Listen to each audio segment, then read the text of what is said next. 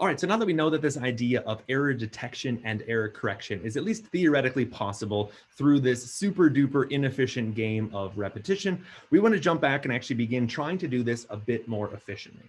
So to start things off, we're simply going to look at the idea of error detection. And we're going to do this through the idea of a parity check. So what's going to happen is that we're basically going to leave a little tiny breadcrumb trail that's going to identify if something has actually been changed. So the idea of a parity check is something you may or may not have heard of before. If you've ever played around with some credit card numbers, you know that they're littered with all forms of parity checks. They're kind of all over the place. Basically, there's a breadcrumb trail that's going to tell you that it's a Visa card, and maybe it's identified with a Wells Fargo bank originating from the upper Midwest, and maybe a few other things that the bank actually doesn't want you to know, so you can't easily just randomly generate credit card numbers and then begin sending those things up. But the idea is exactly the same, is that we're going to take certain strings and we're going to begin kind of inserting special little numbers that are going to make sure that things have not actually been modified.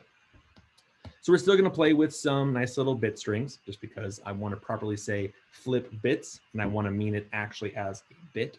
So we're going to be forming strings out of zeros and ones. So for now, let's just play with strings of length 7. The 7 could get changed into whatever you want it to. So the idea is that we're going to add an 8th bit, which is going to be our parity bit, and it's going to keep track of the number of zeros and ones, at least the parity of them. So parity here is going to be the notion of being even or odd. So in my initial list, I'm going to have 7 bits. So a 1, 0, 1, 0, 1, 0, 1. I think that's 7. You can see that 4 of them are ones and 3 of them are zeros. So I have an even number of ones and an odd number of zeros. So what I want to do is I want to add something that's going to say that I was supposed to have an even number of ones, or at least an even number of non-zero bits. So because I already have an even number of them, I'm simply going to tack on a 0 to say everything before that 0 was totally fine. I already had an even number, which is great. If I started with an odd number of ones, like the second example, so here I have 3 ones and 4 zeros, well, I now have an odd number, so my parity bit now needs to become a 1 to change it into an even number. So basically that's the game, is you look on the left-hand side, you count up the number of ones. If it's an even number of ones, you tack on a 0. If it's an odd number of ones, you tack on a 1 to make it into an even number. So the way that this can then be used to actually detect an error is actually pretty cute. So if we start with our original message that now has the parity bit added on to the end, and maybe we'll do a couple of them. Oh, not move, I want copy. And I don't know, let's do one more maybe.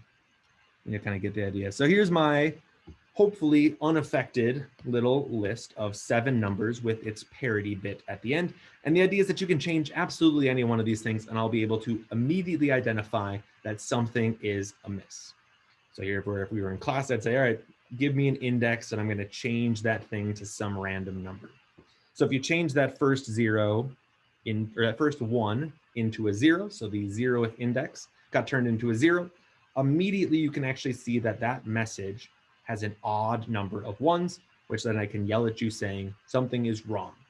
My received message was supposed to have an even number of ones.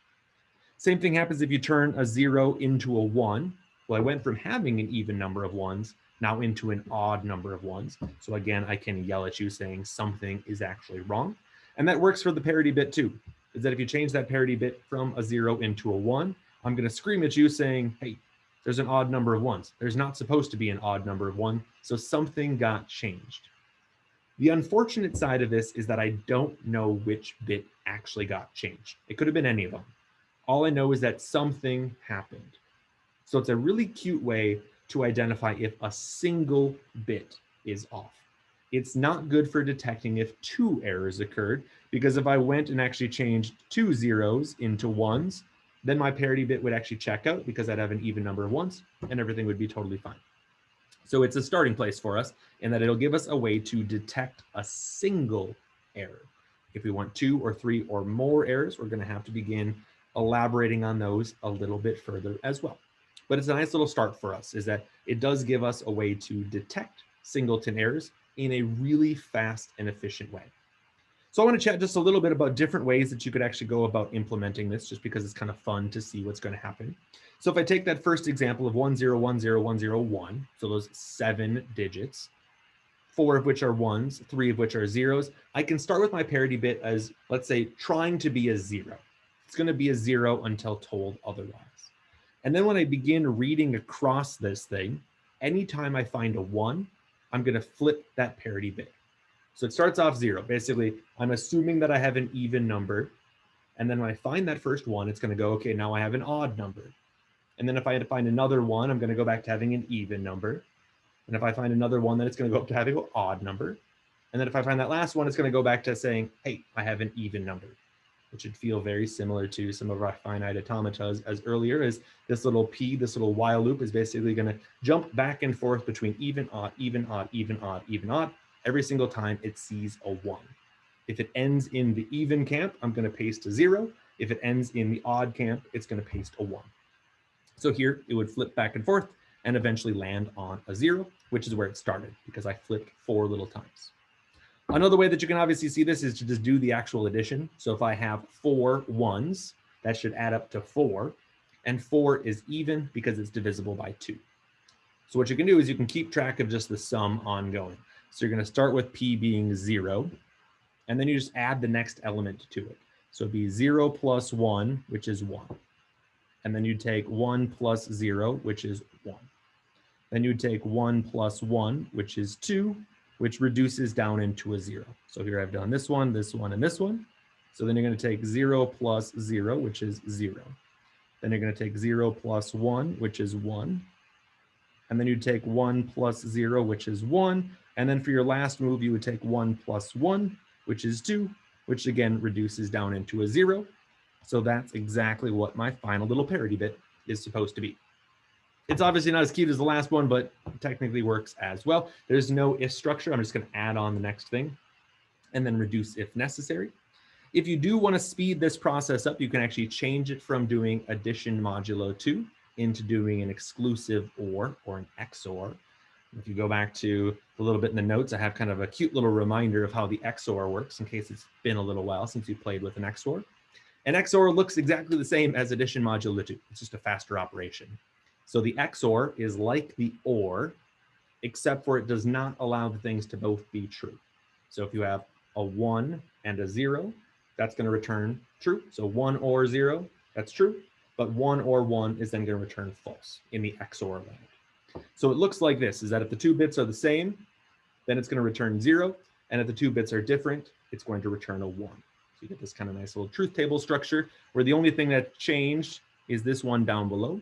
In a traditional OR world, 1 or 1 would have turned into a 1, but 1 XOR 1 then turns into a 0.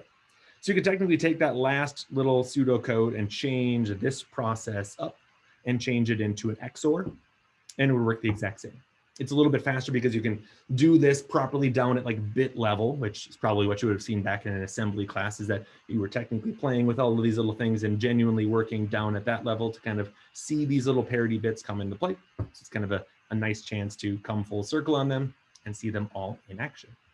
So the next bit, we're actually going to properly jump into how do we go about not only detecting a singleton error, but actually go about correcting it.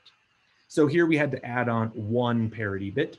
What we're going to have to do is we're going to have to add on a couple more things. So additional redundancies to actually allow me to detect and correct one of these things. So stay tuned.